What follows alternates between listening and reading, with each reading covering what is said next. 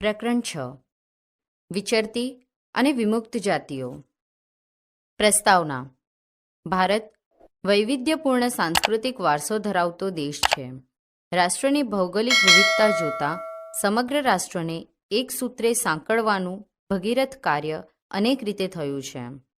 આપણાથી ભિન્ન ભાષા કે રહેણીકરણી ધરાવનાર પ્રત્યે પણ પોતાપણાની ભાવનાથી સંકળાઈ રહ્યા છીએ.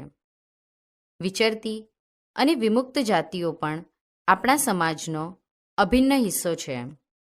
વિચરતી અને વિમુક્ત જાતિઓ વ્યવસાય તેમજ વિવિધ હેતુઓના કારણે એક સ્થળેથી બીજા સ્થળે સતત ભ્રમણ કરતી રહેતી હતી. ઈસવીસન 1857ના સ્વાતંત્ર્ય સંગ્રામમાં આ જાતિઓની ભૂમિકા જોતા તત્કાલીન અંગ્રેજ સરકારે આ જાતિઓને અન્ય સમુદાયથી અલગ કરવા ઈસવીસન 1871માં ક્રિમિનલ ટ્રાઇબલ્સ એક્ટ 1871 અંતર્ગત કેટલીક જાતિઓને ખોટા આરોપ મૂકી ગુનેગાર સમુદાય તરીકે ઘોષિત કરી. આ અપપ્રચારનો ભાંડો ફૂટવામાં ઘણો સમય લાગ્યો.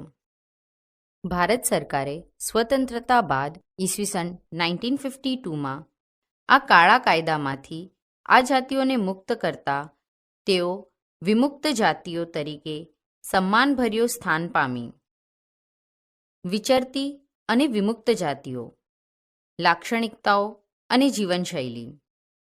કેટલીક જાતિઓ જીવન નિર્વાહ માટે એક જગ્યાએથી બીજી જગ્યાએ સતત ફરતી રહેતી હતી, જેને આપણે વિચરતી કે વિમુક્ત જાતિ તરીકે ઓળખીએ છીએ.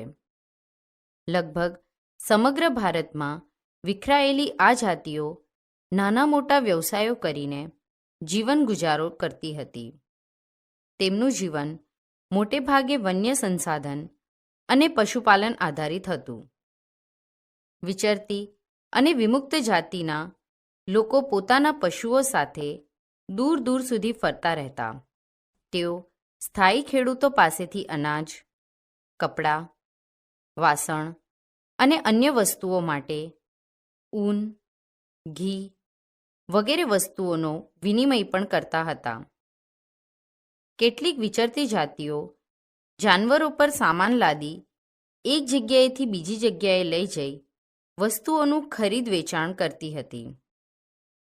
કેટલીક વિચરતી વિમુક્ત જાતિઓ ઘેટા બકરા, ઘોડા, ગાય, ભેંસ, ગધેડા, ઊંટ, પાડા, બળદ વગેરેના વેપાર સાથે પણ સંકળાયેલી હતી. વિવિધ જાતિના નાના મોટા ફેરિયાઓ એક ગામથી બીજે ગામ જઈને જાતે બનાવેલા દોરડા, ઘાસની ચટાઈ અને મોટા થેલા વેચતા. કેટલીક વિચરતી વિમુક્ત જાતિઓમાં કાંગસિયા મોડવાનોનો સમાવેશ થતો હતો, જે બંગડી અને સૌંદર્ય પ્રસાધનોના વેપાર સાથે જોડાયેલા હતા. આ જાતિઓની એક વિશિષ્ટ ઓળખ એ રહેતી હતી કે તેઓની ભાષા અને સામાજિક બાબતો તેમજ રહેણીકરણી પણ સમાન રહેતી હતી. તેઓ સ્થાયી સમાજ વ્યવસ્થાના અભાવે અન્ય સમાજો કરતાં ભિન્ન કક્ષાનું જીવન જીવતા હતા. સાંસી, કંજર વગેરે જેવી જાતિઓ તેમજ વણજારા, કર્કમુંડી, હરણ શિકારી જેવા સમૂહોને વિચરતી અને વિમુક્ત જાતિઓમાં મૂકી તેમના વિકાસ માટે સરકારે ખાસ પગલાં ભર્યા છે. તેમના વિકાસ માટે અને તેમની સંસ્કૃતિની જાળવણી માટે સરકારે તેમના પર ખાસ અભ્યાસ કરાવી ઈસવીસન 2008માં એક વિસ્તૃત અહેવાલ એટલે કે રિપોર્ટ તૈયાર કરાવ્યો છે.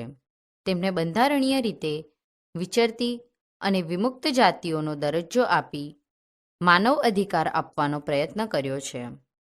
ભારતની વિચરતી જાતિઓના અઘોરી, બહુરૂપી, વણજારા, બરંડા, ભામટા, ભોવી, ચિત્તોડિયા, હેલવા, ઈરાની, જાતિગર, કોટવાડિયા, બૈરાગી, પારધી, તલવાર, કામતી વગેરેનો સમાવેશ થાય છે.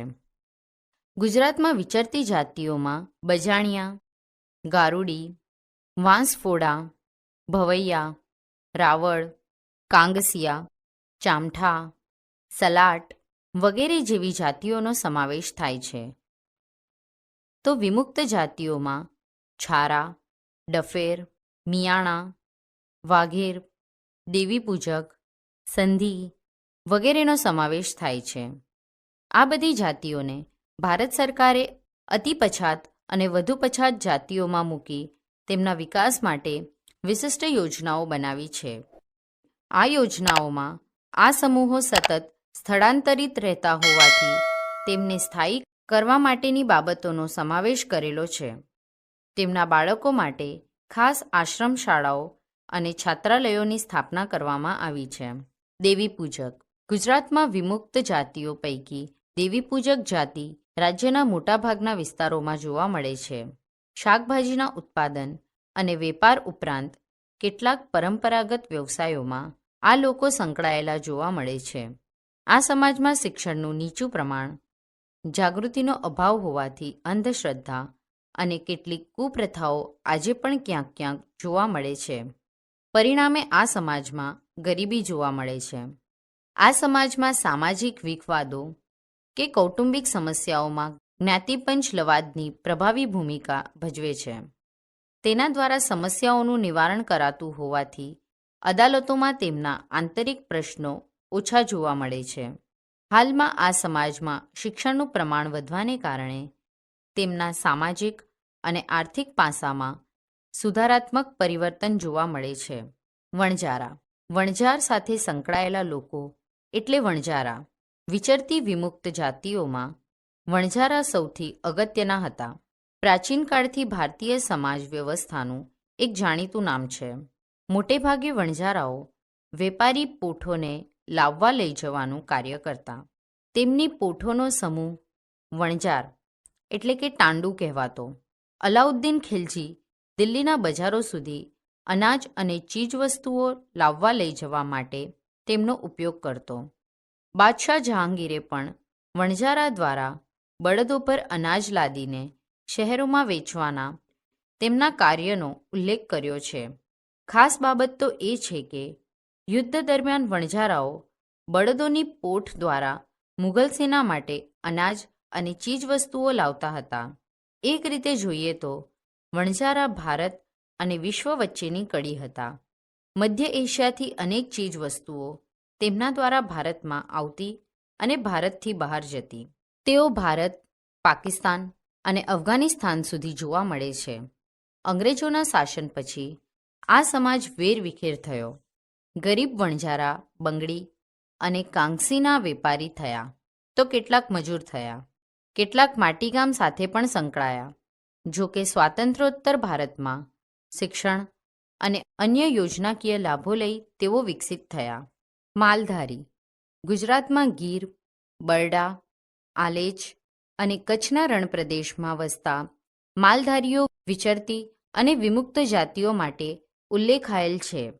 ગીર અને બરડા ડુંગરના જંગલમાં તેઓ નેસમાં રહેતા હોય છે અને મોટેભાગે પશુપાલન પર જીવન નિર્વાહ ચલાવતા હોય છે. કચ્છના રબારીઓ ઉનાળામાં કચ્છથી મધ્ય ગુજરાત સુધી સ્થળાંતરિત થતા રહેતા હોય છે. તેમની સાથે ઊંટ અને ઘેટા બકરા મોટા પ્રમાણમાં હોય છે.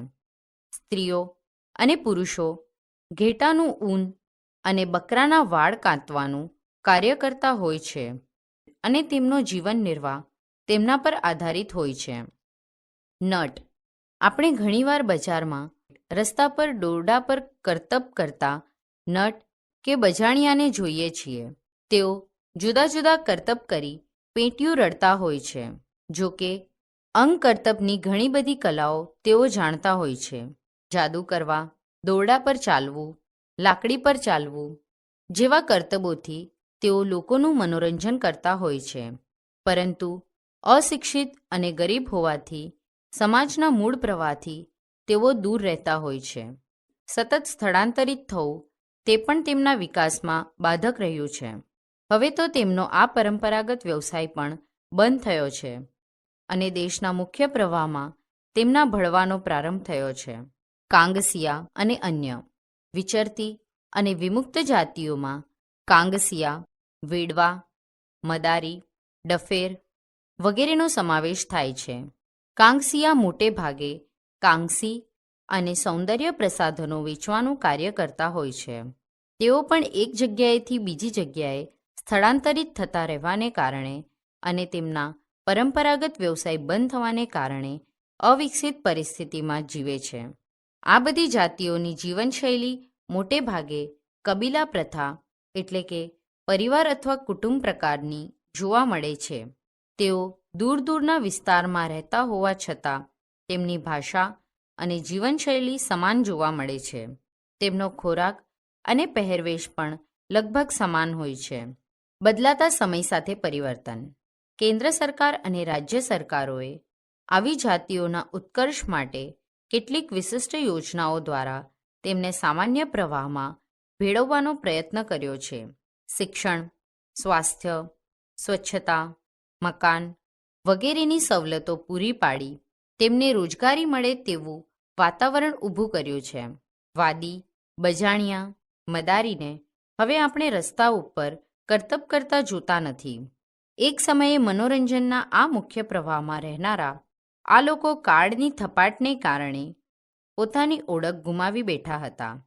સરકારે વિજ્ઞાન અને ટેકનોલોજી સાથે તેમને સાંકળીને તેમનો યથોચિત વિકાસ કરવાનો પ્રયત્ન કર્યો છે.